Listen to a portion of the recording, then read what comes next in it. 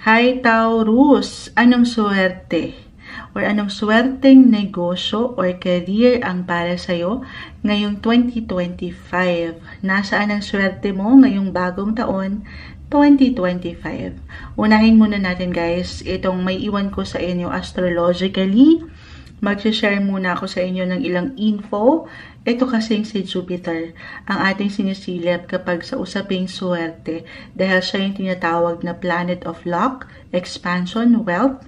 In 2025, Jupiter will stay on your second house, okay, in the first half of the year, 2025. And then it will enter your third house in the second half of 2025.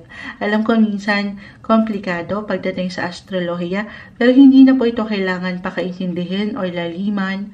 Pero i-mention lang din ni Moonchild, para kahit paano, meron kayong ideya kung saan ko hinuhugot or pinaguhugot ang ilang messages. So dito tayo sa mas practical, second house muna. Actually ngayon pa lang, tumatakbo na dito. Andito pa rin si Jupiter. Okay? The planet of luck, as I've mentioned. Taurus, sa inyong money sector. Pagdating sa inyong mga wealth, possessions, income. So, maganda pa rin yung flow. Hindi nyo pa man yan ma-realize. Moonchild, kinukulang ang daming utang.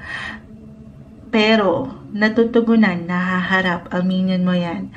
Dahil, gaano man minsan nagkakaroon ng kabagalan or glitch ang life, napaka-normal, ups and downs, andyan ang gabay ni Jupiter. Hindi ka mawawalan. Sa mas praktikal anong magandang negosyo, anything related pa rin po ito sa pera. Okay? Sa paglo-loan, baka kayo itong nagpapautang o nangungutang, reversal yung energy. Pagdating sa buying and selling or trade, okay, or sa finance, pagdating sa financial aspect, napakalawak niyan. Kung kayo yung mga financial advisor or mga nagtatrabaho or nais magtrabaho sa bangko, isang banker, or kung meron kayong kurso na gustong kunin, pero naguguluhan pa kayo, anything na may kaugnayan sa pera. Para sa mga mahuhusay sa mathematics, dyan mahina si Moonchild. So, ayan. May kaugnayan sa pera. May paglago po. Hindi mo pa man yan ma-realize. Actually, pagdating sa business, maganda. Kasi si second house, dyan din pumapasok ang security, stability, and yung comfort. Speaking of comfort, kung saan sanay kayo or nakasanayan nyo, why not? May kaugnayan sa ilang negosyo, sa pamilya.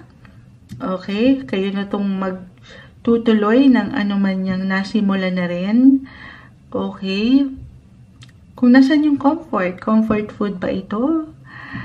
Kung ano yung mga gusto nyo na ibenta, walang imposible. Especially Jupiter in the second house of your money. Ayan ang umaangat. And in the second half of 2025, dyan napapasok sa Jupiter naman sa inyong third house. Sa third house, isa pang napakalawak. Anything career-related sa communication, transportation, technology, or travel. Ayan na, ang dami niyan. Pero ihahabol ko yung math na mention ko, accounting. Ayan. Sa second house, anything na may kaugnayan sa money. Dito sa third house, communication jobs, or kung mapapaangat nyo din dito, halimbawa kayo mga online sellers, kung mapapaangat nyo ang inyong mga bosses, yung power of voice na meron kayo, bilang Jupiter is in your third house of communication, so mapupuna, mapakikinggan, mahirap kayong hindi mapakinggan, makita, so makakabenta, okay? Gamitin yung mga pangmalakasang nyo dyan, kakayanan, yung natural na abilidad nyo sa pag-share online especially, or negosyo, ano man yung services nyo, okay, delivery services, kasi dyan magkakasama sila sa third house, communication, transportation, and technology, okay, or pagdating sa teaching, or even creative writing, yung mga bosses nyo eh. Kahit over the net po ito, or mga working, work from home, why not? Sa 3rd house, ang lawak. So, pumapasok ang ilang siblings na meron ka, Taurus.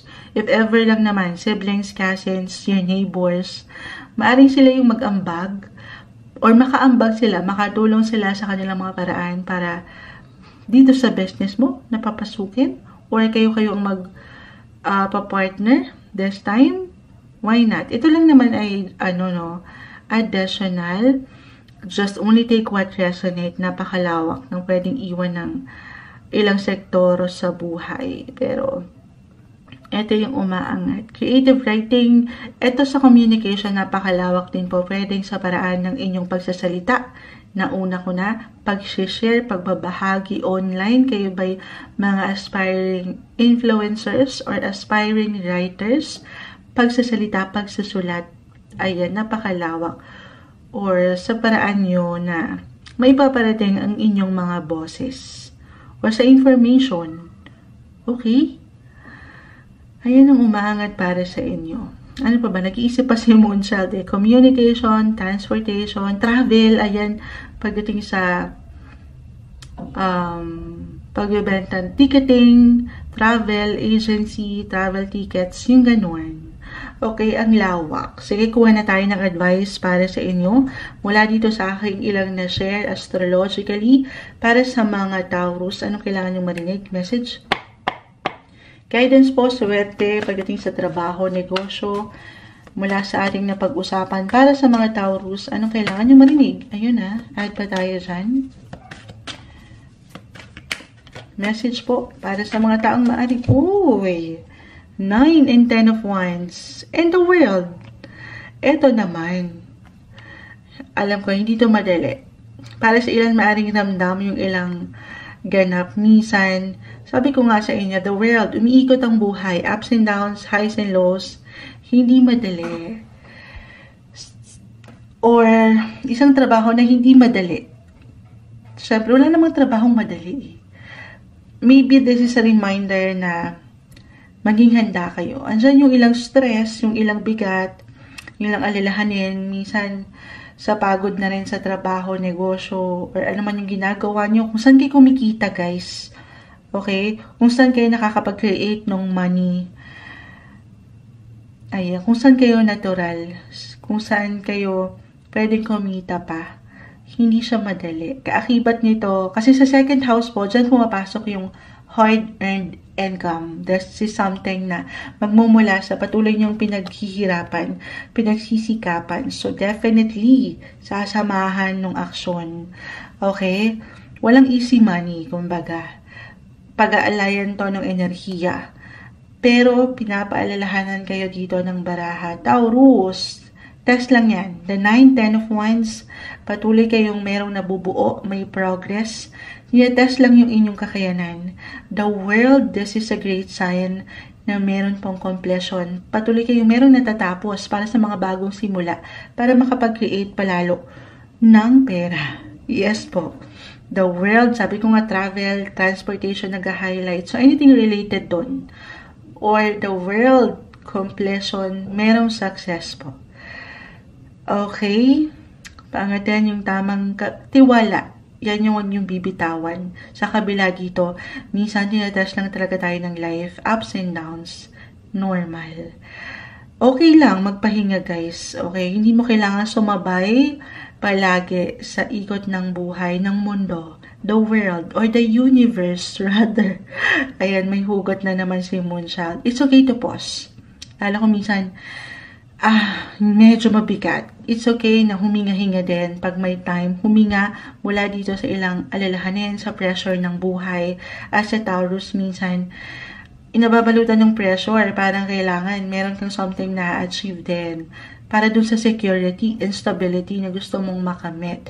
Pero, hindi mo kailangang madaliin. Okay? Take it easy. Don't be too hard sa inyong sarili. Sabay sa agos ng buhay. At the same time, huwag mo rin kakalimutan ng pahinga. Deserve mo yan. Ulitin ko, may success, patuloy na may progreso, meron at meron kang makukompleto. Ito yung umaangat na swerte, luck, pagdating sa buhay, trabaho, negosyo, 2025 para sa inyo, Taurus.